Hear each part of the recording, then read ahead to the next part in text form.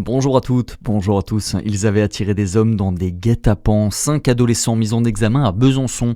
Âgés de 15 à 17 ans, ils sont suspectés d'avoir donné de faux rendez-vous à des homosexuels dans le but de les séquestrer, les dépouiller, les passer à tabac. Des faits d'une extrême gravité d'après les services de police qui ont démantelé ces groupes très organisés.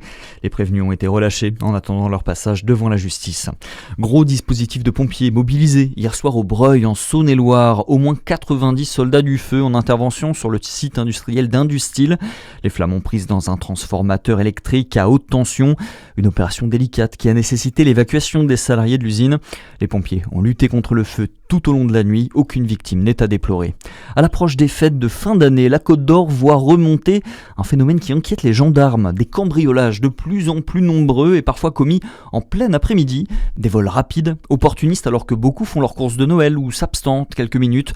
Manal El Maïba, pourquoi cette recrudescence et quels sont les bons réflexes à adopter? Depuis plusieurs semaines, les gendarmes de Côte d'Or constatent une hausse marquée des cambriolages, souvent en pleine journée, avec un pic entre 17h et 21h. Les auteurs profitent de la moindre absence, même très courte, pour forcer une porte ou une fenêtre.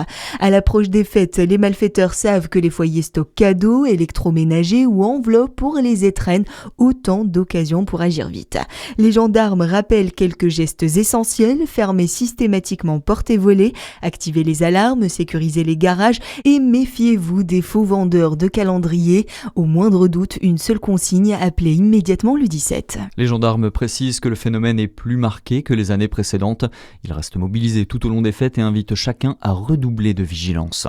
Une visite ministérielle imminente à Arinthod. Demain, la commune du Sud-Jura va accueillir le ministre des Petites et Moyennes Entreprises, Serge Papin.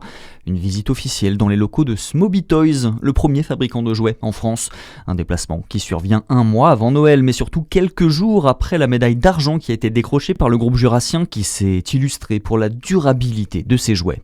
Dans le reste de l'actualité, retour à la case départ. La commission mixte paritaire qui réunit députés et sénateurs n'a pas réussi à se mettre d'accord sur le projet de financement de la sécurité sociale. Résultat, la version du gouvernement du budget de la Sécu repart mardi à l'Assemblée nationale.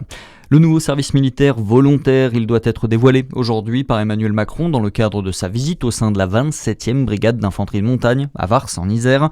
Ce nouveau dispositif serait ouvert aux garçons mais aux filles à partir de l'âge de 18 ans. Et puis un mot de football pour finir, festival de buts. Hier au Parc des Princes, le PSG, 2 fois mené au score, a renversé Tottenham pour la 5e journée de Ligue des Champions. Une victoire 5-3 de son côté. Monaco a fait match nul de partout contre les Chypriotes de Paphos. C'est tout pour l'essentiel de l'actu. À suivre, la météo sur Fréquence Plus.